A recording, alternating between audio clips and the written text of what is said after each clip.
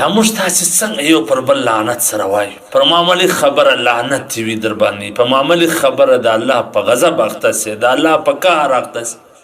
دوزخ دې وایي ځئ سه هغه جهنم دې وایي ځئ سه چې بل یې په رنګ په معمولي خبره او پیغمبر علیه الصلاة والسلام څه فرمایي لا تلاعنوا بلعنة الله ولا بغضب الله ولا بالنار رواه ابو داود چې ته یو پر بل باندې لعنت مه سره کوه چې ملعون یې لعنتي یې او داسې او داسې مه یو بل ته دا وایه چې د الله په غضب او د الله په قهر اخته سي مه یو بل ته دا وایه چې دوزخ دې ځئ سه جهنم دې ځئ سه څومره غټه خبره ده عزتمن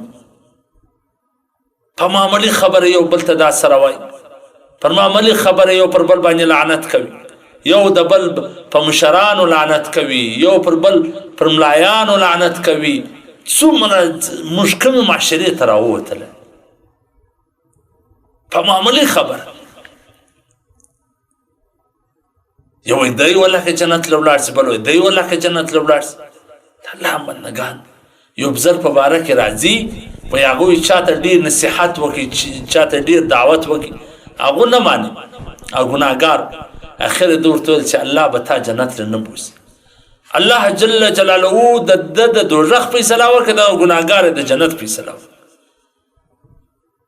الله ورته وفرمایي چې ته څوک یې د جنت او د دوزخ فیصلې کول والا دا خو د الله اختیار دی څوک جنت له بی څوک دوزخ له بی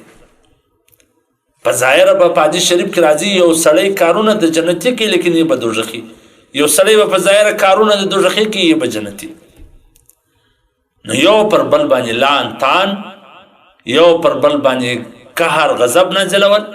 یو بل ته دا د ویل چې ته دوزخي